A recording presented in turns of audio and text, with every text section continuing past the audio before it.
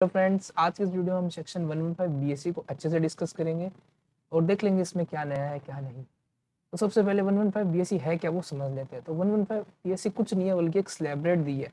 जो पहले नॉर्मल हुआ करती थी 115 बीएससी ने नई स्लैब रेट दी है। नई स्लैब रेट पहले एक बार गो थ्रू कर लेते हैं। इसमें क्या है कि अप टू 2.5 लाख कोई टैक्स नहीं है। 2.5 लाख से 5 लाख तक 5% है। उसके बाद हर 2.5 लाख जैसे जैसे मतलब 2.5 लाख इंक्रीज हो रहा है वैसे वैसे टैक्स भी 5% इंक्रीज हो रहा है। जैसे 5 लाख तक 5% है, 5 लाख से 7.5 लाख तक 10%, फिर 7.5 से दोबारा 2.5 ऐड हुआ 10 लाख तक 15%। ऐसा ही ये 15 लाख तक है। अब इसमें बेनिफिट क्या है, बेनिफिट की बात करते हैं। तो नॉर्मल स्लैब रेट में क्या था, 5 लाख से 10 लाख, 5 लाख से 10 लाख सीधा 20% टैक्स था। लेकिन इसमें क्या 5 लाख से 7.5 लाख से 10 लाख तक पहले 20% था। अब इसको दो दो पीस कर दिया, 5 लाख से 7.5 एंड 7.5 से 10। और दोनों में क्या हुआ, यहाँ तक 10%, 5 लाख से 7.5 तक, और 7.5 से 10 तक 15%। जो वहाँ पे सीधा 20% लगता था वहाँ पे 10 और फिर 15 लग रहा है। और पहले क्या होता था कि 10 लाख के ऊपर जितनी भी होती है उस पर 30% डायरेक्ट लगता था। अब क्या होगा, 10 लाख से 12.5 लाख तक 25%, और 20%, और 12.5 लाख से 15 तक 25%, और 15 लाख के बाद 30%। मतलब पहले 10 लाख के बाद सीधा 30 आता था, अब 10 लाख के बाद 30 नहीं आएगा। अब 15 लाख के ऊपर होगा तो 30% आएगा। तो इस तरह से थोड़ा इस पर बेनिफिट मिल जाता है। ठीक है। और इसमें क्वेश्चन इस रेट से इतना ज़्यादा नहीं आता, क्वेश्चन आता है कि ये अपन को मिलेगी या नहीं मिलेगी। तो उसके लिए सीधी सी बात है कि कुछ कुछ पाने के लिए कुछ खोना पड़ता है। ठीक है। तो वही बात है, 115 बीएससी का अगर अपन को लेनी है, अगर अपन को ऑप्ट करना है 115 बीएससी में, तो अपन को कुछ त्याग करने पड़ेंगे, कुछ चीज़ अपन को खोनी पड़ेगी। तो सारे इसके अंदर एक जो ये पीडीएफ है इसके अंदर बनाया हुआ है कि कौन कौन से हेड की अपन क्या क्या चीज़ खोना पड़ेगा जिसकी अगर अपन 115 बीएससी लेंगे तो सैलरी की बात करते हैं सबसे पहले। तो सैलरी के अंदर अपन को सबसे पहले एलटीसी जो लीव ट्रेवल कंसेशन मिलता है उसकी जो एग्जामेशन होती है वो अपन को खोनी पड़ेगी। मतलब पहले क्या होता था कि अगर अगर अपन को ये मिलता था तो ये टैक्सेबल नहीं होता था, उसमें कुछ एग्जामेशन मिलती थी अपन को। अब वो एग्जामेशन नहीं मिलेगी। हाउस रेंट अलाउंस की अपन को एग्जामेशन मिलती थी, अब वो भी एग्जामेशन नहीं मिलेगी। और 1014 में बहुत सारी अलाउंसेस मिलती थी, जैसे कि ना children health, children education allowance, children hostel allowance, वैसे करके बहुत सारी थोड़ी अलाउंस थी। वो सब एग्जाम्प्ट होती थी, लेकिन अब वो सब भी एग्जाम्प्ट नहीं होगी क्योंकि अपन ने 115 बीएससी लिया। लेकिन इसके भी 4 एक्सेप्शन है कि ये 4 चीज़ें हैं ये अभी भी एग्जामेशन रहेगी, पहले भी एग्जाम्प्ट थी अभी भी एग्जाम्प्ट रहेगी। पहला तो ट्रांसपोर्ट वाली जो ट्रांसपोर्टेशन वाले लोगों को मिलती थी। दूसरा कन्वेंस वाली जो हैंडीकैप्ड और ब्लाइंड लोगों को मिलती थी। तीसरा allowance to meet cost of travel, और चौथा डेली अलाउंस। ये अभी भी एग्जाम्प्ट रहेगी, पहले भी एग्जाम्प्ट थी, चाहे 715 बीएससी में आओ या नहीं आओ। उसके बाद जो अपन को सैलरी से डिडक्शन मिलती थी अंडर सेक्शन 16 में, वो भी अब अपन को नहीं मिलेगी। अंडर सेक्शन 16 में कौन कौन सी डिडक्शन मिलती है, एक तो मिलती थी सीधी अपन सबकी फेवरेट स्टैंडर्ड डिडक्शन 50,000 सीधा लेस, वो अब नहीं मिलेगी। दूसरा एंटरटेनमेंट अलाउंस, ये एंटरटेनमेंट अलाउंस वही है जो सिर्फ गवर्नमेंट एम्प्लॉयज़ को मिलती थी, याद आ रहा है ना वो वाली। तो वो अब गवर्नमेंट एम्प्लॉयज़ को भी नहीं मिलेगी क्योंकि अब ये 115 बीएससी में अगर उन्होंने ऑप्ट किया होगा तो ये उनको नहीं मिलेगी।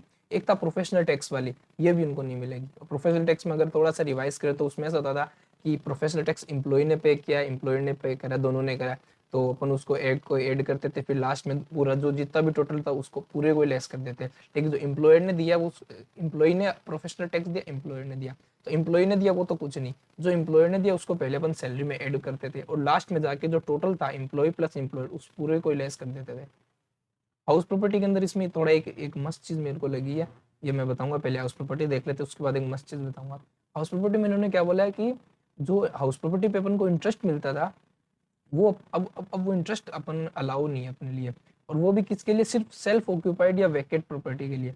सेल्फ ऑक्यूपाइड में इंटरेस्ट मिलता था, अब वो अलाउ नहीं है। इसका मतलब क्या हो गया, सेल्फ ऑक्यूपाइड प्रॉपर्टी में अपन को सिर्फ लॉस ही होता था क्योंकि अपन उसको खुद यूज करते थे और अपन उसका जो इंटरेस्ट था उसकी डिडक्शन ले लेते, अपनी जीए भी नहीं लाती थी, उसमें से अपन लेस करते थे इंटरेस्ट को अंडर सेक्शन 24, और उसको लेस करके अपनी हाउस प्रॉपर्टी का लॉस दिखा देते थे।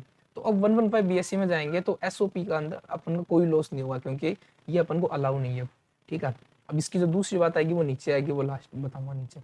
क्लबिंग की बात आती है। क्लबिंग में क्या होगा कि जो माइनर चाइल्ड की इनकम जब क्लब होती थी अपने पेरेंट के साथ तो उनको 1500 रुपए की एक डिडक्शन मिलती थी पर चाइल्ड, ऐसा कुछ। ठीक है, 1032 में। अब वो वाली जो माइनर चाइल्ड की इनकम पे जो डिडक्शन मिलती थी, एग्जामेशन मिलती थी, वो भी अब नहीं मिलेगी।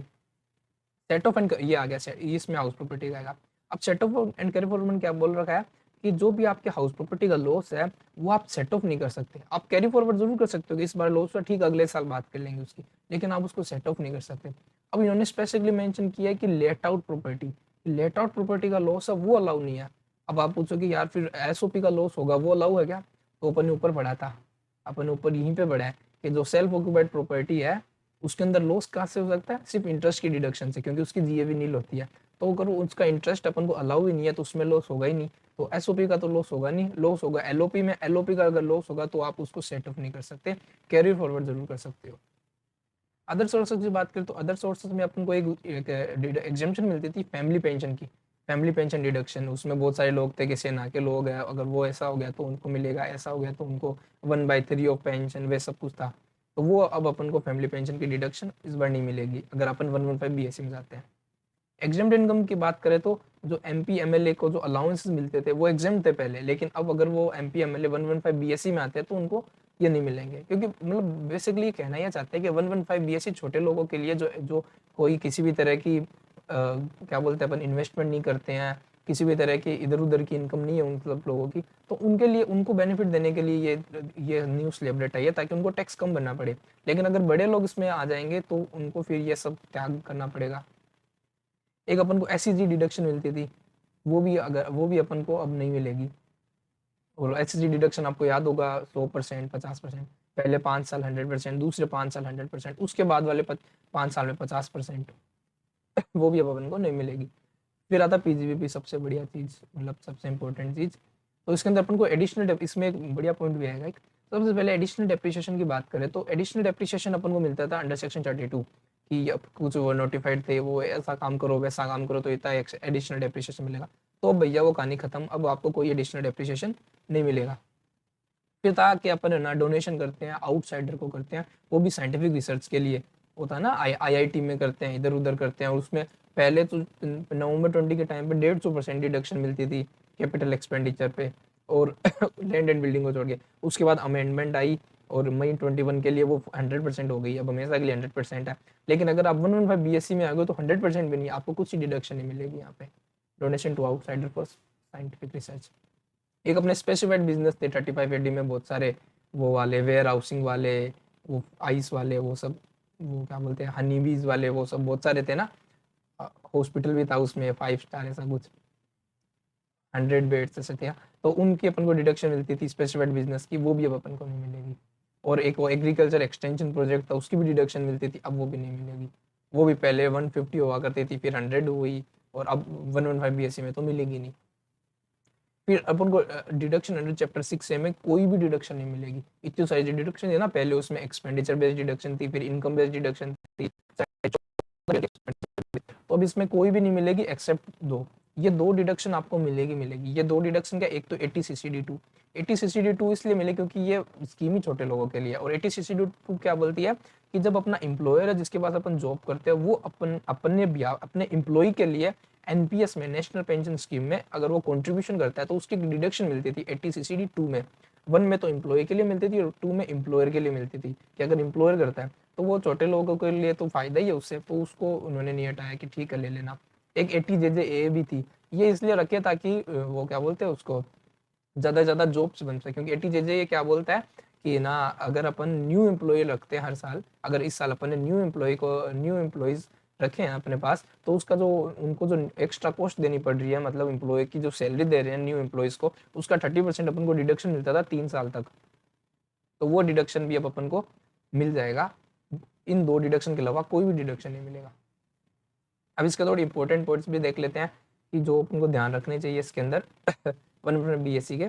तो ये एक इंपॉर्टेंट पॉइंट और मस्ट पॉइंट भी है एडिशनल डेप्रिसिएशन का। जैसे अपन ऊपर पढ़ा था कि अब अपन को 32 के अंदर जो एडिशनल डेप्रिसिएशन मिलता था वो अपन को नहीं मिलेगा। फिर अपन एक केस आता है कि भाई यार मेरे को पिछली साल एडिशनल डेप्रिसिएशन मिला था, मान लो एडिशनल डेप्रिसिएशन मिला मेरे को 50,000, पिछली बार मेरा टोटल हुआ था लॉस।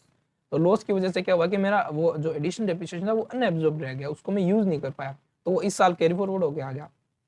अब आप इस साल उसको यूज कर पाओगे क्या? इस साल तो अनएब्जॉर्ब डेप्रिसिएशन अलाउ ही नहीं है, तो इस साल तो आप यूज नहीं कर पाओगे।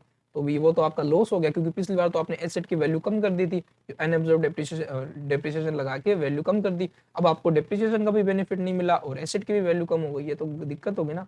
इसलिए उन्होंने बोला है कि अगर आप 115 बीएससी में आते हो और अगर आपका पुराने सालों का अनएब्जॉर्ब एडिशनल डेप्रिसिएशन पड़ा है, तो वो तो आप सेट ऑफ तो नहीं कर सकते अपने प्रॉफिट से, लेकिन आप उसको अपनी जो एसेट है उसकी जो WDV है उसमें ऐड कर सकते हो, ताकि क्या होगा कि उस एसेट की वैल्यू बढ़ जाएगी। एसेट की वैल्यू बढ़ेगी तो क्या होगा कि अगले सालों में अपन को नॉर्मल डेप्रिसिएशन मिलेगा ही, तो वो उस तरह से रिकवर हो जाएगा।